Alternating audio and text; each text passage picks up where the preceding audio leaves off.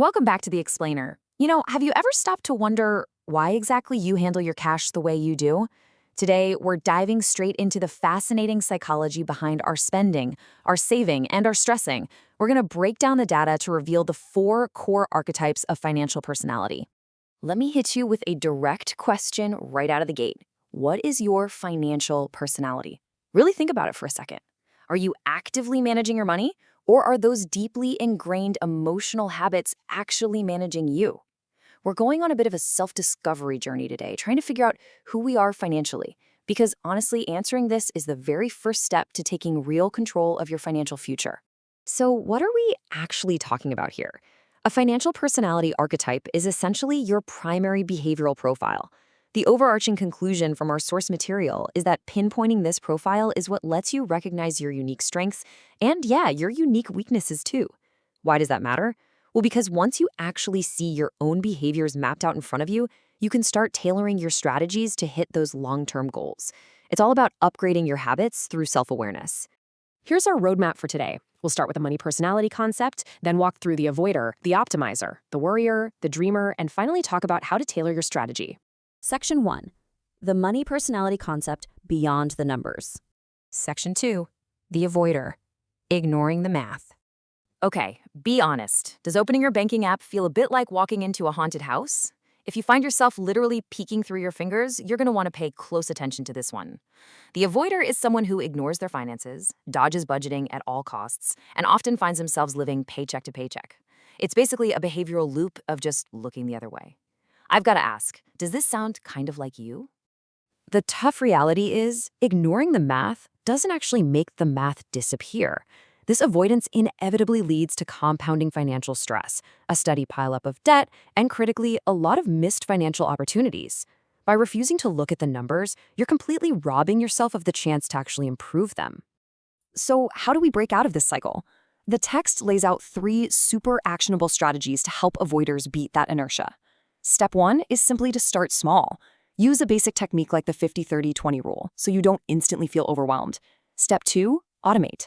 Set up automatic transfers to your savings and investment accounts. Make the right things happen in the background without you even having to look at it. And step 3, seek professional help. There's zero shame in consulting a financial advisor for some structured step-by-step guidance. Now let's pivot and look at how this builds. Check out this stark contrast, the avoider versus the optimizer. We're jumping all the way from ignoring the math entirely to analyzing every single penny. It's a total 180-degree flip in financial behavior, which brings us perfectly to our next profile. Section 3. The optimizer. Seeking perfect returns. All right, if you've ever spent a Friday night lovingly color-coding a complex financial spreadsheet, welcome. You have definitely found your people. The optimizer is highly analytical, strategic, and laser-focused on long-term financial goals. Unlike the avoider, this archetype actually has a powerful natural affinity for numbers. They don't just want to see the math, they want to master it. But, there's a real duality to this mindset. Sure, optimizers have some incredible strengths. They're naturally great at budgeting and excellent at investing to maximize returns.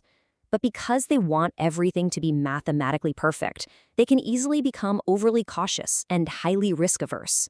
Sometimes, staring way too closely at the numbers actually stops you from making a move at all.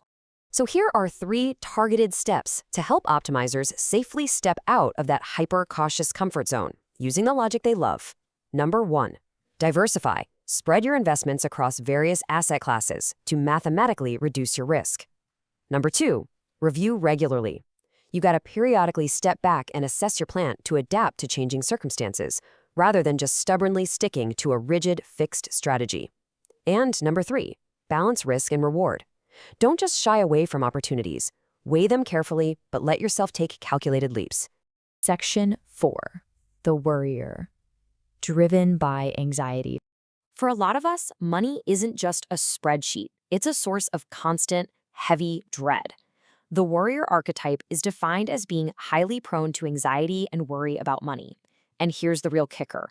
That anxiety frequently spirals into severe stress and poor decision-making.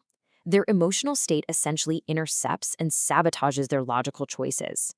So what are the tangible roadblocks for a worrier? Well, excessive fear literally paralyzes them. It creates this severe indecision that completely hinders their overall financial progress. You basically end up frozen, totally unable to move forward just because you're terrified of making the wrong move. To combat this, our source gives us a really powerful 3-step strategy to break the paralysis. Step 1 is to practice mindfulness. Things like meditation can significantly lower your baseline anxiety. Step 2, and I think this is such a vital, unique recommendation, is to seek professional help by working with a therapist on your money stress. It's a huge recognition that financial health really is mental health. And finally, step 3 is to create a financial plan. Having clearly defined steps acts as an anchor to ground those roaming worries. Section 5. The Dreamer. Spending on impulse. Okay, let's be super honest with ourselves for a second. Do you ever find yourself making sudden, exciting purchases just because it feels amazing in the moment? If that's a yes, meet the dreamer. The core trait here is someone who actively enjoys spending and is frequently impulsive with their purchases. For the dreamer, money isn't a spreadsheet or a source of fear. It's a tool for immediate enjoyment and bringing their immediate visions to life. But man, that instant thrill brings some pretty harsh realities. The dreamer's impulsive behavior is directly connected to chronic overspending, really rapid accumulation of debt, and ultimately, long-term financial instability. That short-term joy is completely sabotaging their long-term safety net. So how exactly does the dreamer logically rein in their spending without completely losing their big-picture, fun vision? We've got a structured 3-step solution. 1. Track spending. Just use a budgeting app to physically monitor where your money is actually going. 2. Delay gratification. Try forcing yourself to wait a couple of days before making that impulsive buy just to see if the urge naturally passes. And 3. Set financial goals. Having clear goals helps you prioritize effectively. That way, you can absolutely still dream, but you're doing it within safe boundaries. Section 6. Tailoring your financial strategy. Now we're bringing this whole explainer together. Recognizing these exact traits isn't just fun psychology trivia, it is literally the key to unlocking your financial success.